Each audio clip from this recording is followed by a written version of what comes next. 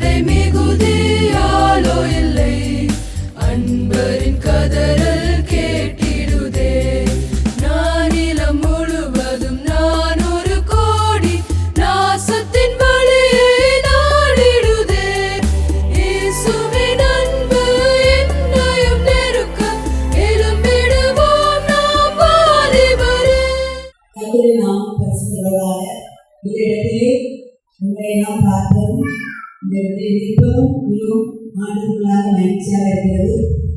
நான் கடந்த வெள்ளிக்கிழமை சென்னையிலிருந்து புறப்பட்டு நைட்டு குஜராத் செய்தோம்.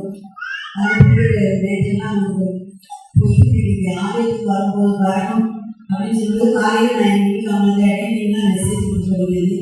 ஆமாம் நான் அப்போ எனக்கு உங்களுடைய டைமில் ஒரு 5 நிமிஷம் மட்டும் எனக்கு தாங்க தெரியுது. ஏன்னா இந்த ஊரில் எங்கள் அப்பா அம்மா பண்ணிட்டு இருந்தாங்க.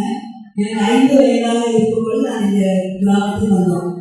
அதன் பிறகு 5 வயதிலிருந்து எனக்கு திருமணம் ஆகி 2 பிள்ளைகள் பிறகு வரைக்கும் எங்கள் அம்மா அப்பா தான் வேலை செய்கிறாங்க. அது ரிட்டையர்ட் ஆன பிறகு தான் அதிசயம் பண்ணுவாங்க.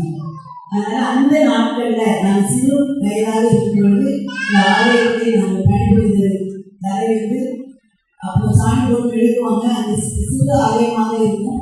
அப்போ நாங்கள் பெரிய என்ன செய்யணும், பெருக்கி பாய் போடணும். நைட் ஆனால் சாயங்காலம் ஆகணும், நைட் போடணும், பெருக்கி பாய் போடணும்.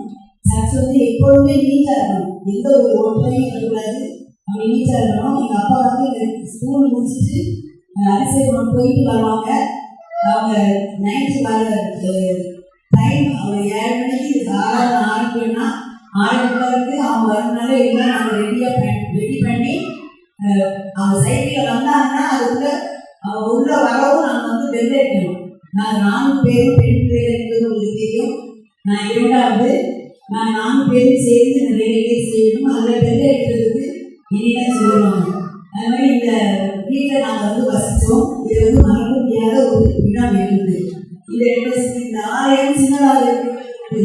வாசல் அதில் உட்காந்து நான் படிப்பேன். அப்படி நிறைய ஆலயங்கள் சொல்லிட்டே இருக்கலாம்.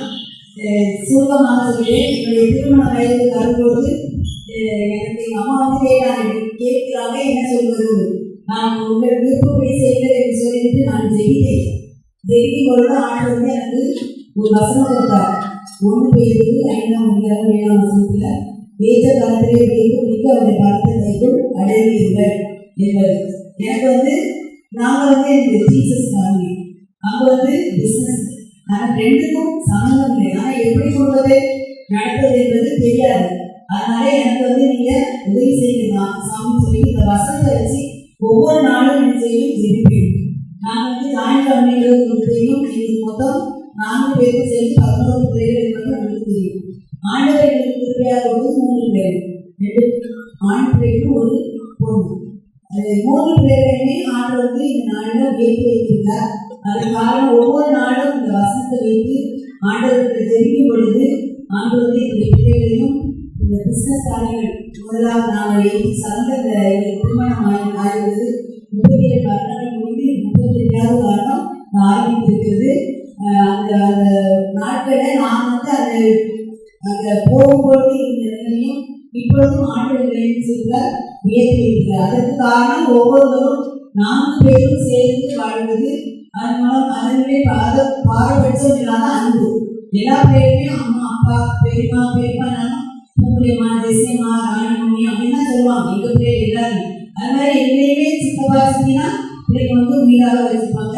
அதே போல ஒவ்வொருவரும் அன்பாக இருந்தனால கடைசி நாட்களை எங்கள் அம்மாவையும் அப்பாவையும் தங்களுடைய சொந்த தாய் கருத்தனை போல எங்களுக்கு சேர்ந்து அக்காமா எல்லாருமே சித்தப்பா சித்தினா சொல்ல மாட்டாங்க. அம்மா அம்மா எப்படினாங்க, அப்பா எப்படினாங்க. அப்பா கடைசி தான் இருந்தாங்க. கடைசி நாட்களில் கூட எங்களோட தான் இருந்தாங்க. தைரியமாக இருக்கும் பொழுது அப்பாவை யார் கழிச்சா எனக்கு என்ன சாப்பிட்டாங்க அப்படின்னு அன்பாக விசாரித்தாங்க. அப்படி எல்லாரும் ஒற்றுமையாக இருந்ததுனால நான் எங்கள் அம்மா அப்பாவை கூட அங்கே வைத்து பார்ப்பதற்கும் ஆண்டவர் செய்தார்.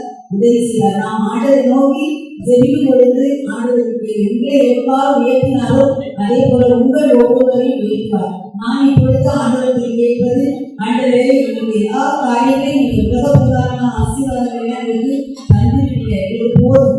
இது மாத்திரமல்ல, இன்னும் ஆண்டவருடைய ஆவிக்குரிய வாழ்க்கையில என்னை உயர்த்தி பாருங்க.